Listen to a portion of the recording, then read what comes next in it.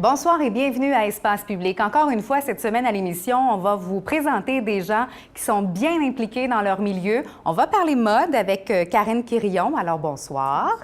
On va parler également du goût d'entreprendre et d'une belle journée qui s'en vient pour les jeunes avec Mme Vachon. Alors, bienvenue. Et tout d'abord, M. Nadeau, avec vous, on va parler d'un sujet qui préoccupe plusieurs paroisses au Québec et celle de Saint-Alexandre passe pas sous silence à ce sujet-là.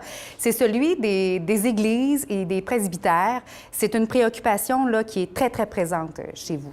Oui, exactement. Mais donc, on vit actuellement des difficultés financières depuis quelques années et que ça se répète. Donc, à un moment donné, on a entamé une réflexion pour arriver à déterminer comment on va solutionner ce manque à gagner. Et évidemment, les églises font partie d'une piste de solution, bien qu'elle ne soit pas la seule piste. Les gens sont quand même attachés à leur église, à leur presbytère. C'est ce que moi, j'entends. Par contre, quand c'est le temps de donner des sous ou de faire des projets, on dirait que là, les gens sont un petit peu plus frileux. Est-ce que c'est ce que vous ressentez aussi chez vous? Bien, c'est-à-dire que les gens sont peut-être frileux d'une certaine façon, mais il ne faut pas oublier qu'il y a 10 ans, il y avait peut-être 15 000 personnes qui faisaient des dons pour les paroisses. C'est vrai. Et c'était donc plus facile d'avoir des revenus. Tandis qu'aujourd'hui, il y en a peut-être à peine 2 000. Ce qui fait que pour les mêmes dépenses, bien, il faudrait que les gens augmentent les dons, mais il y a aussi une limite dans la capacité des gens. Tout à fait. Qu'est-ce qui... Là, vous dites que c'est une préoccupation, on a pensé à ça. Est-ce que la décision doit être prise bientôt? Est-ce qu'on a l'impression que l'élastique s'est étiré puis que là, on est au bout de la réflexion, qu'il faut vraiment arriver avec un projet? Bien, c'est-à-dire qu'il n'y a pas urgence cette année, sauf qu'on a décidé de commencer tout de suite à faire la réflexion et de consulter la population aussi, en vue justement d'aller vers des pistes. Ce qu'on envisage, c'est que si on ne réagit pas tout de suite, dans 5 ans, on va être dans le mur. Ouais. Alors, à ce moment-là, il va être trop tard. Si on n'est pas capable de payer les dépenses de base, ça va être un problème sérieux. Alors là, vous en êtes où exactement dans votre démarche là, auprès de la population ou en tout cas auprès de gens qui pourraient peut-être amener des sous justement pour des projets? Bien, c'est-à-dire que de ce temps-ci, en cette période-ci de l'année, à la paroisse, on est en période de CVA, si on peut dire, la levée de fonds, où les gens font un don selon leur capacité. Ça vient contribuer pour un certain montant dans le budget. Mais aussi, on en est à ce moment-ci à réfléchir sur les églises. Et évidemment, on a une église qui est l'église Notre-Dame, où ça fait 7 ans qu'elle est en vente et pour laquelle on n'a pas d'acheteurs, en tout cas, qui offre suffisamment selon nos attentes. Ce qui fait qu'à ce moment-là, bien, on songe à se départir d'églises. Évidemment, on a encore 2 églises ouvertes. Est-ce qu'on a besoin de 2 églises avec le nombre de personnes qui fréquentent les lieux et les besoins aussi de la paroisse comme telle pour donner des services? On est en réflexion sur ce sujet-là. Vous dites avoir reçu des offres, ou en tout cas des gens qui se sont peut-être manifestés, mais évaluer le montant d'une église, c'est quand même pas quelque chose qu'on fait tous les jours, c'est particulier. Oui, mais évidemment, c'est qu'on ne peut pas aller chercher le montant de la valeur des réelle, parce que si on prend l'église Notre-Dame, elle est évaluée à près de 3 millions. Donc, c'est évident que personne ne va donner ça, même à Québec. Maintenant, on est de beaucoup en dessous de ce prix-là, mais disons qu'on voudrait un prix quand même raisonnable dans la mesure du possible, mais on est prêt à discuter énormément là-dessus. Là. Oui. Quelle est justement la pensée du gouvernement par rapport à ça? J'imagine que vous les avez peut-être approchés, comme d'autres municipalités au Québec. Eux autres ne sont pas intéressés à sauver les églises du Québec. Bien, c'est-à-dire que l'église Notre-Dame n'est pas classée comme un monument historique, d'une part. Le monument historique que nous avons à Thetford, c'est l'église Saint-Alphonse avec son presbytère et l'église Sainte-Marthe pour sa verrière à l'avant.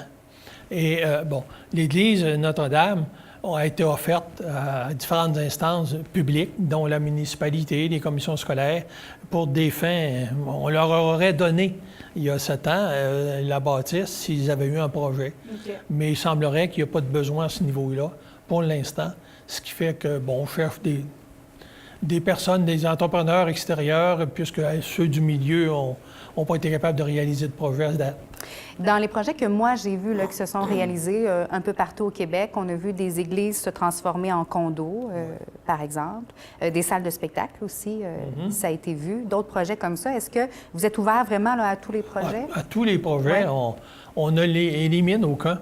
Il y a quelqu'un qui a pensé à un moment donné faire un projet disons, de sport intérieur, même du soccer à l'intérieur avec des endroits de tennis, badminton et d'autres jeux que je ne connais moins, là. Et évidemment, il a constaté que le projet n'était pas rentable en soi, ce qui fait qu'il a laissé tomber. Il y a eu la question de condo qui a été évaluée, mais ça coûte des millions. C'est vrai. Et ce qu'on nous dit, bien, ce serait moins dispendieux de s'acheter un terrain et de construire à neuf que de convertir un édifice comme ça. Mais on n'a pas la même ambiance, pas du tout, parce que moi, j'en ai visité des endroits, en fait, des églises qu'on a transformées en condos. C'est vraiment magnifique, là. C'est des projets haut de gamme, là. Bon, oui, vous êtes d'accord avec moi, mais quand même. Ça serait vraiment intéressant pour Thetford, mais évidemment, il n'y a pas de promoteurs qui ont jugé bon d'aller plus loin. Alors, qu'est-ce qu'on fait? Est-ce qu'on annonce notre église sur Kijiji, par exemple? On en est où, là, pour... Parce que si, à l'interne, ça ne fonctionne pas, bien, il faut aller voir ailleurs, s'il y a des gens ailleurs au Québec qui seraient intéressés d'investir. Alors, comment on fait pour annoncer notre église comme ça? Bon, jusqu'à maintenant, on est allé avec, disons, de la publicité en ville, là. Et on est allé aussi avec des agents immobiliers pour quelques-uns, mais ça n'a pas fonctionné non plus. Là, on est rendu qu'on va par Internet avec les services du centre, comment vous l'appelez? Société de développement économique. Société de développement économique, je ne me souvenais pas. Alors là, maintenant, on espère que ça va rayonner un peu dans la province et même dans le coin de Montréal où on s'est fait dire qu'il y avait des gens qui pouvaient être intéressés. Sauf qu'à date, malgré les démarches qu'on a faites, bien, c'est pas depuis vendredi dernier, là, mais depuis quelques mois, ça n'a pas donné de résultat. Alors là, on espère une dernière tentative pour essayer de trouver. Exactement. Puis même si les gens n'ont pas les sous, les gens peuvent avoir des idées. Alors à ce moment-là aussi, on peut communiquer avec vous en disant, donc ça peut servir aussi dans la petite annonce de l'Église, voici les projets qu'on pourrait peut-être réaliser et là, d'autres pourront peut-être le financer. Ça va peut-être devenir un espèce de truc collectif finalement, tout ça, là. Bien, s'il y avait des gens d'affaires qui se regroupaient et montaient un projet, ça pourrait être intéressant. Mais évidemment, nous, comme organisation, une paroisse, on n'a pas le droit de développer des projets. C'est spécial. Oui, qu'est-ce qui vous l'interdit? La loi du Québec, il y a une loi au Québec qui dit qu'on n'a pas le droit de faire du commerce, si je peux dire. Alors, à ce moment-là, nous, on ne peut pas développer. On ne peut pas dire, on va aller chercher des finances, puis on va des promoteurs, puis on va le financer, puis nous autres, on va être ça marche pas de même. Dans le gros. On ne peut pas le faire, selon la loi. Donc, on est obligé de dire, bien, si quelqu'un est intéressé au projet, avoir un projet intéressant là-dedans, on va vendre la bâtisse. Et cette personne-là pourra en profiter. Mais toute la communauté aussi, évidemment, on le comprend très bien. Bien, nous, on souhaiterait bien qu'il y ait un projet local qui se développe là. Il y a déjà eu l'Office municipal d'habitation qui a regardé pour faire des appartements pour des gens. Le besoin est là, mais le financement ne pouvait pas être là. Toujours une question de budget. Il y a toutes sortes de projets qui ont été évalués, mais c'est toujours les sous qui sont en arrière. Hein? Alors, on lance en quelque sorte, j'ai envie de dire, une bouteille à la mer, parce que là, on a fait le tour à l'interne, ça n'a pas tellement fonctionné.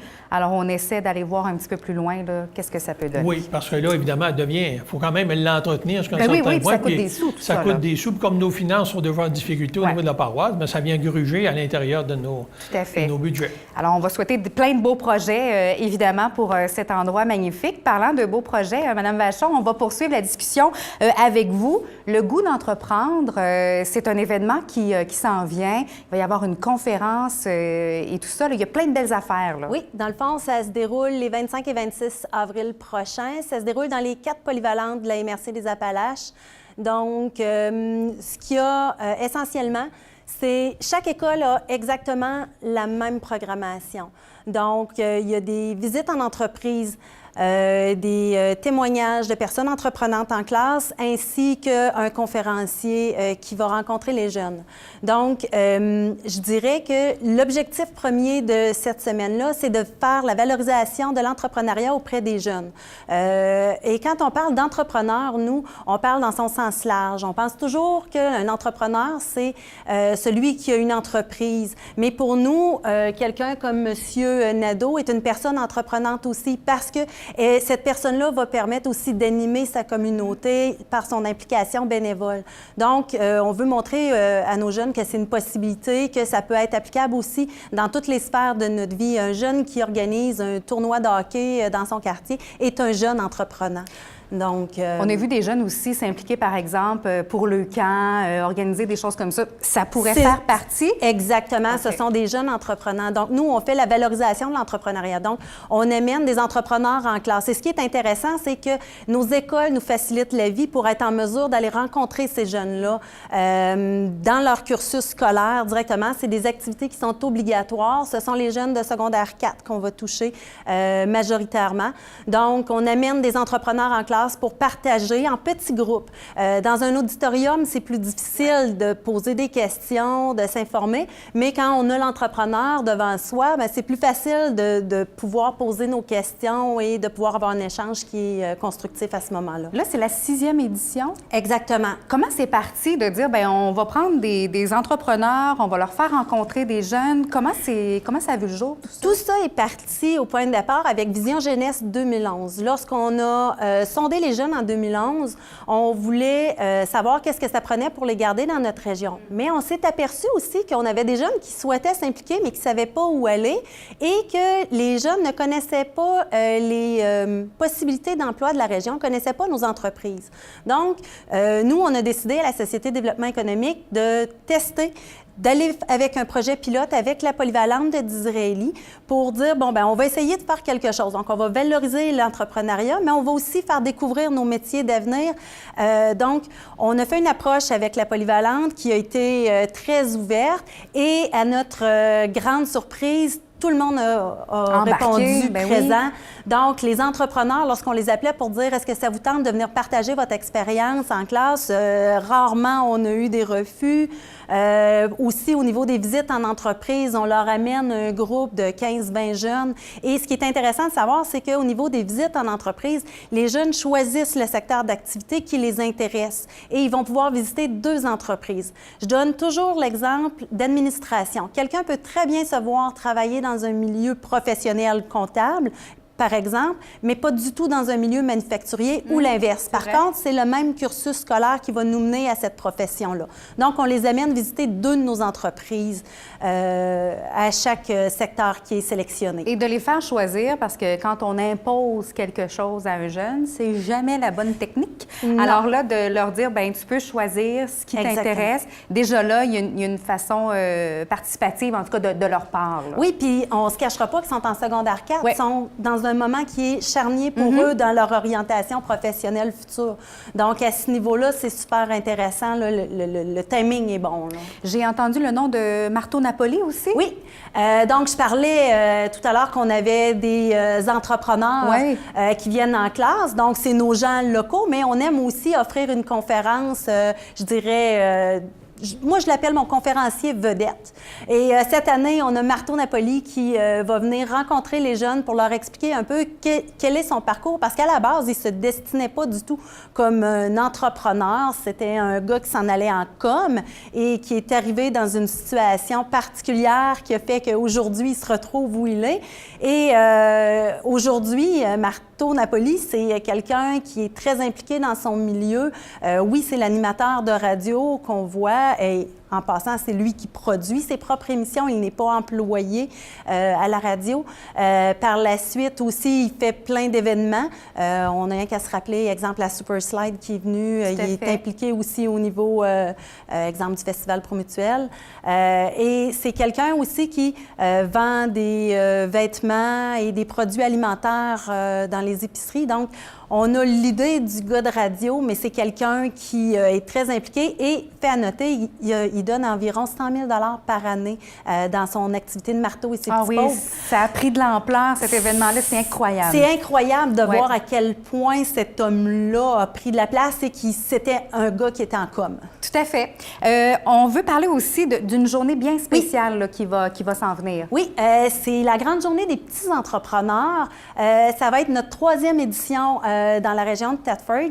Donc, c'est une invitation qui est lancée majoritairement, je dirais, aux 5 à 12 ans, parce que c'est une activité qui se déroule à la grandeur du Québec, à laquelle nous, on adhère. Mais on va avoir des nouveautés, je dirais, aux gens qui sont à l'écoute, de rester à l'affût parce qu'on a des nouveautés qui vont s'en venir. Ceux qui sont un petit peu plus vieux, là, désespérez pas, on vous a pas oublié. Ça a lieu le 17 juin prochain. Pour l'instant, je peux pas trop donner donner de détails, mais pour vous donner une idée, on est de retour encore centre-ville de Thetford. Les 5 à 12 ans, commencez déjà à penser à votre idée de projet. Donc, on invite les jeunes à créer le temps d'une journée une petite entreprise et à ce moment-là, les jeunes ont la possibilité de vendre leurs produits là, à la population en général. Là. C'est super intéressant. L'an dernier, on était l'un des plus gros, sinon le plus gros regroupement de petits entrepreneurs. Donc, on revient à la charge cette année. Je comprends. Exactement. C'est une belle implication. C'est une belle façon aussi d'amener les jeunes, de mettre l'épaule à la roue. Et qui sait, peut-être que votre idée, c'est un jeune qui va l'amener aussi. On ne sait pas exactement. Avec un papa ou une maman qui est peut-être en affaires, qui va aller chercher d'autres mondes. On l'espère, en tout cas. L'idée est lancée. Merci beaucoup à vous deux. On va faire une courte pause. Parlant de jeunes, il y en a une qui réussit très, très bien. C'est dans le domaine de la mode. On vous présente Karen Quirillon. Retour, restez là.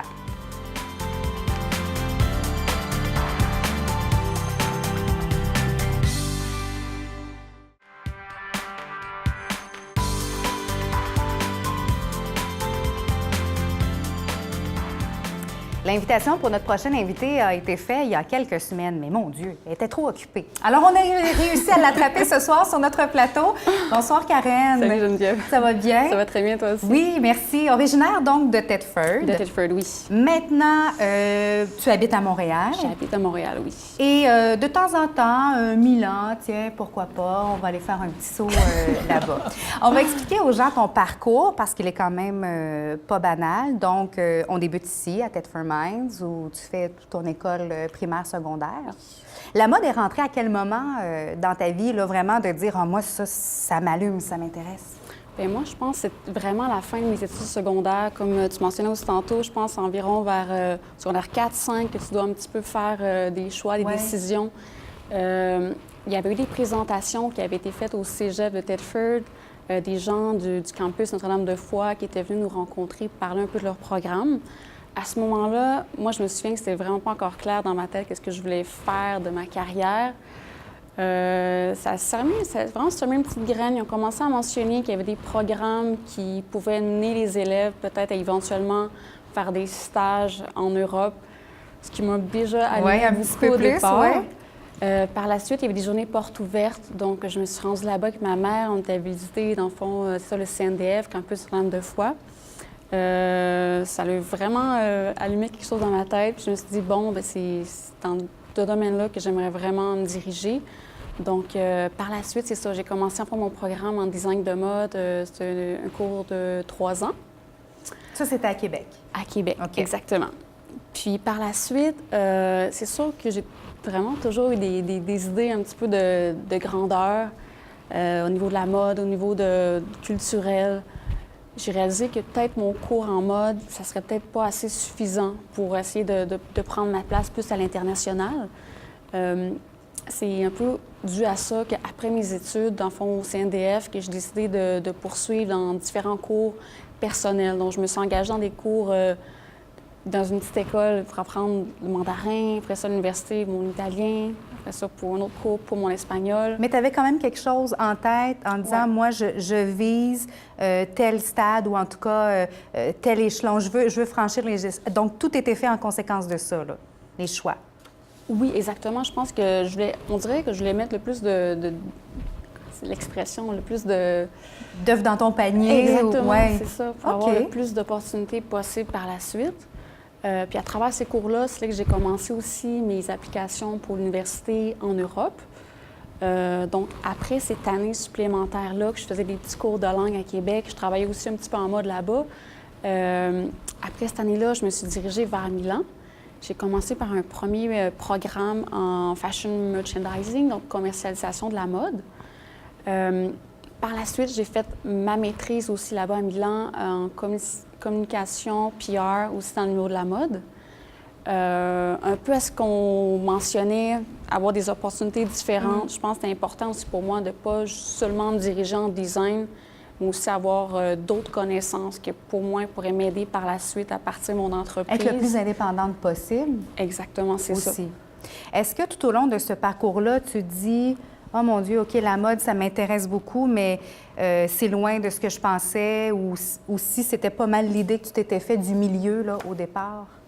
Une autre des raisons aussi pourquoi j'ai pas seulement poussé en design aussi dans mes études, c'est que j'ai eu beaucoup d'intérêt, puis c'était pas tout à fait clair non plus. Je savais que je voulais partir ma ligne de vêtements à un certain moment, sauf que je savais pas que je le ferais directement tout de suite après les études. Je pense que c'est un concours de circonstances que là, je me suis retrouvée, puis je me dis non, c'est le bon timing pour moi.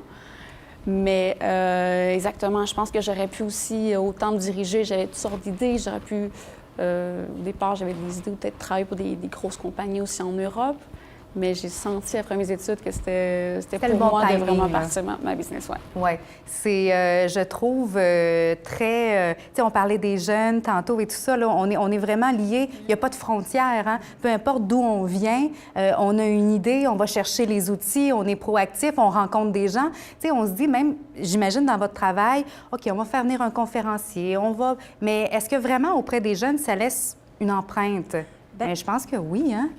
Oui, ça c'est certain. Puis il y a des gens justement qui nous l'ont dit. Oui. Il y a une de mes collègues, sa fille justement fait le travail parce que qu'elle a aujourd'hui, parce que justement il y a quelqu'un qui s'est présenté en classe, qui est allé parler de son parcours, puis ça l'a touchée, puis elle a dit hey, c'est ça que je vais faire moi dans la vie. Puis aujourd'hui elle travaille pour eux. C'est inspirant. Donc là, c'est super vraiment intéressant là. Puis on parle de timing.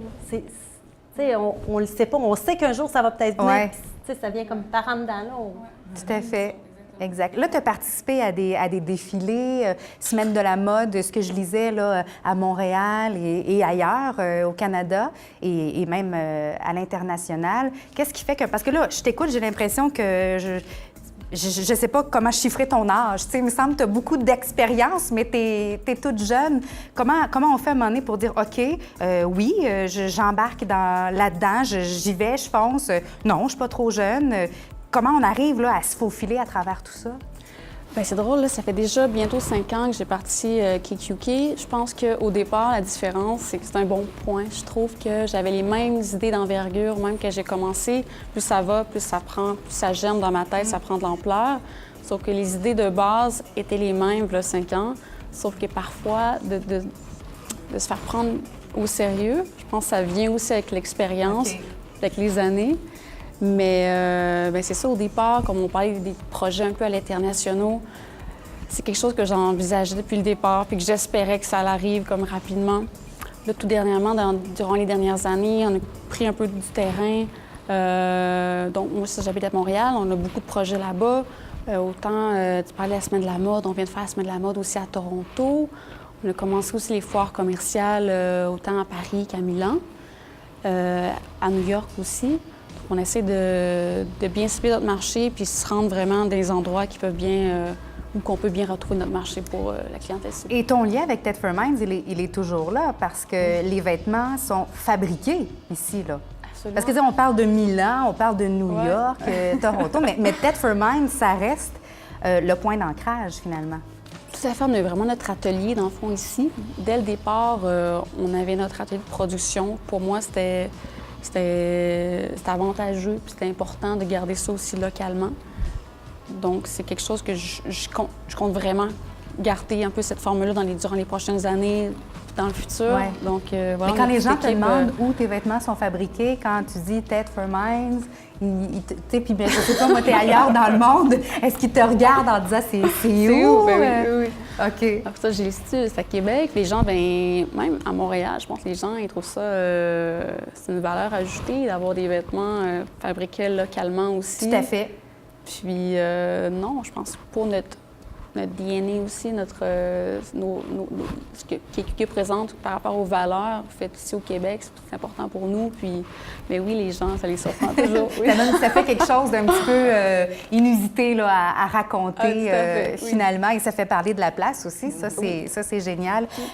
Tes vêtements, tu nous as envoyé quelques photos, donc nos téléspectateurs pourront les regarder. D'ailleurs, c'est vraiment magnifique. Qu'est-ce qui t'inspire? Qu'est-ce qui t'aide là, à forger ton idée au départ? Parce que c'est une page blanche au début d'une collection? C'est sûr que de collection en collection, j'ai toujours un petit peu des inspirations, je dirais, un peu différentes. Mais la ligne directrice qui lie un petit peu chacune de mes collections, c'est toujours un style assez épuré, minimaliste, très masculin, très androgyne. En termes de couleurs, toujours des couleurs assez sombres. Je joue beaucoup dans le blanc, dans le gris, dans le noir, ou sinon des couleurs un peu plus froides, que ce soit dans des bleus foncés ou même des fois, comme dernière collection, des rouges pétants, mais le reste va être très, très sobre.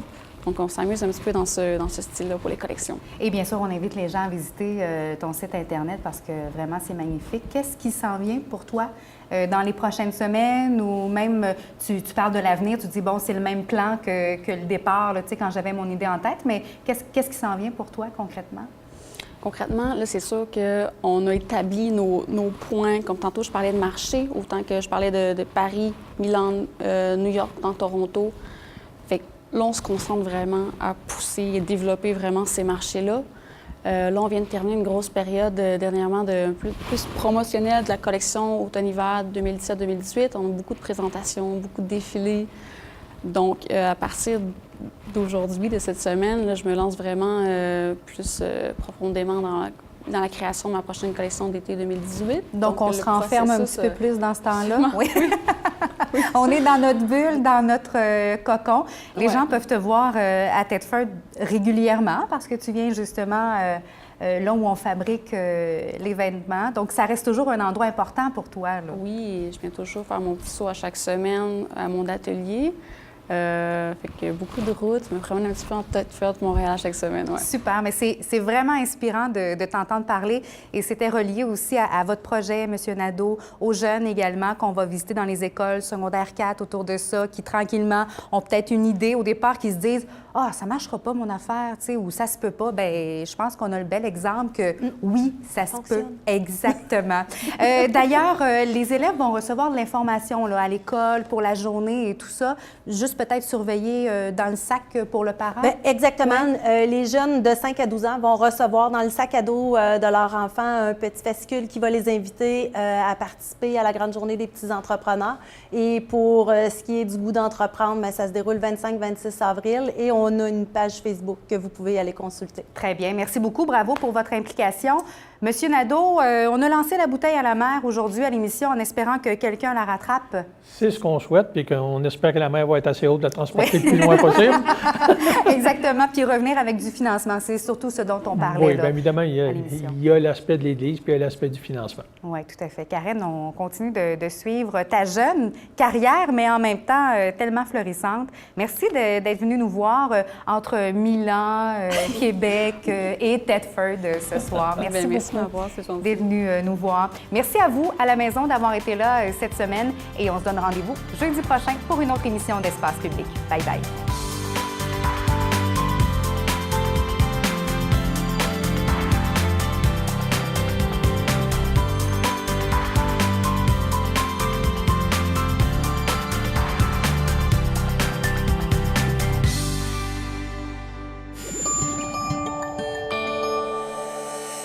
Cogeco TV, un service exclusif aux clients de Cogeco.